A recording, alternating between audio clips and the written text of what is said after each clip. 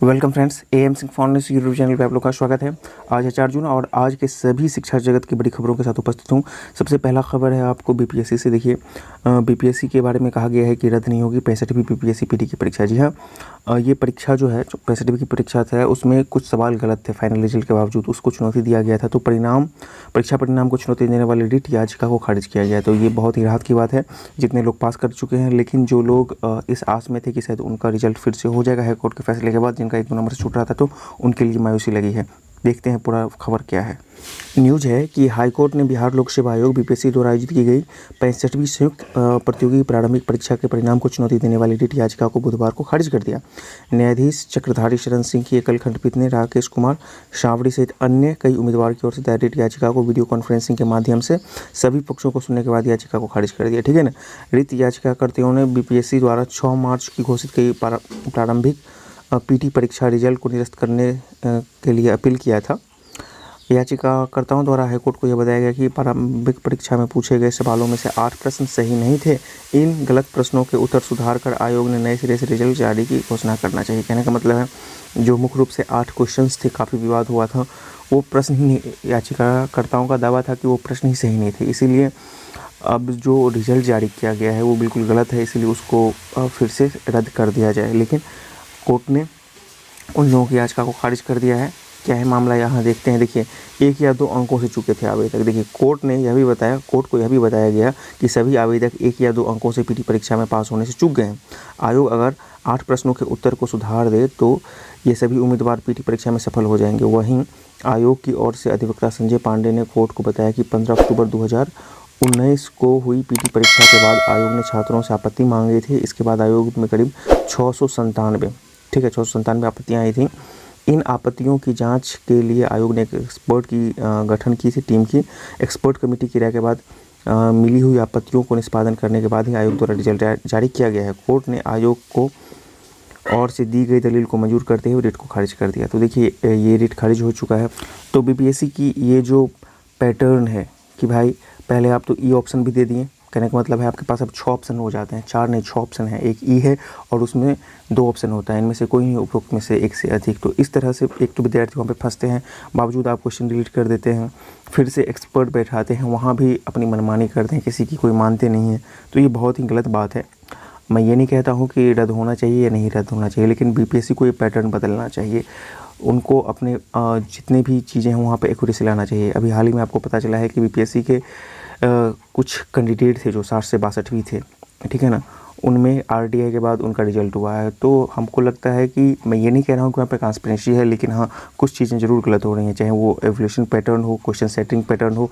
तो बीपीएससी को इसमें बहुत ही सुधार करने की ज़रूरत है, क्योंकि बीपीएससी पूरे बिहार की सबसे बड़ी परीक्षा आयोजित करने वाली संस्था है। तो इस लिहाज से इन पर बहुत बड़ी जिम्मेवारी बनती है कि वो एक्यूरेसी लाए, ठीक है ना।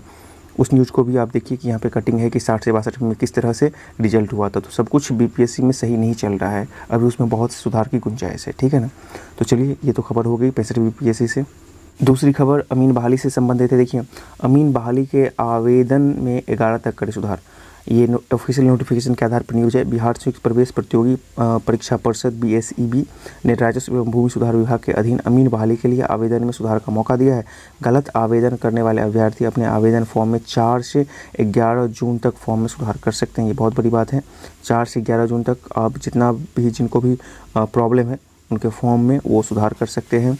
और क्या कहा गया है कि सुधार के क्रम में वे सेव और नेक्स्ट बटन को हमेशा प्रेस करें और फिर फाइनल सबमिट बटन का क्लिक करें। आप जो सुधार कर लेते हैं उसको आप सेव कीजिए, फिर उसको नेक्स्ट कीजिए, ठीक है ना। यही है, पहले आप सेव करेंगे, फिर उसको नेक्स्ट करेंगे और फिर फाइनल सबमिट बटन पर क्लिक करेंगे। आप जितना भी सुधार कर लेंगे उसके बाद आपको फाइनल सबमिट करना है। ये टेक्निकल चीज़ें हैं, इसको आप लोग ध्यान रखिएगा। और क्या है, यदि अभ्यर्थी इस प्रक्रिया को पूरा नहीं करते हैं तो उनका एडिट किया गया डेटा एडिटेड नहीं हो माना जाएगा। सुधार के क्रम में अगर अतिरिक्त राशि देनी हो तो वह भी अभ्यर्थी जमा कर सकते हैं। कहने का मतलब सुधार के लिए कुछ शुल्क भी यहाँ पे लिया जा रहा है। शायद आप उसका ऑफिशियल नोटिफिकेशन जाके देखिएगा। वैसे ऑफिशियल नोटिफिकेशन देखिए आपके सामने ये है, इसको आप डिटेल से बीएसईबी के वेबसाइट से डाउनलोड कर लीजिएगा और पढ़ लीजिएगा क्या क्या दिखते हैं। तो इस तरह की चीज़ें हैं। टेक्निकल चीज़ ये है कि आप जो भी एडिट करते हैं उसको आप सेव करते चलिएगा, ठीक है ना।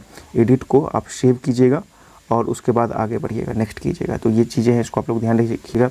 इसके साथ ही एक और उम्मीद ये कीजिए कि बीएसएससी, जब बीएसएससी का आखिरी तिथि है फॉर्म भरने का 15 जून, उसके बाद वो भी फॉर्म में सुधार की ऑप्शन अवेलेबल करवाइए। बहुत बड़ी चीज़ और बहुत डिमांड है, बहुत से बच्चों का ये डिमांड है कि बीएसएससी एडिट ऑप्शन दे, ठीक है ना। फॉर्म तो भरा चुका है लेकिन बहुत सी उसमें भी तकनीकी खामी है, और इस वीडियो के माध्यम से मैं आपको कंफर्म करना चाहता हूं कि बीएसएससी भी बहुत जल्द एडिट ऑप्शन अवेलेबल करवाएगी।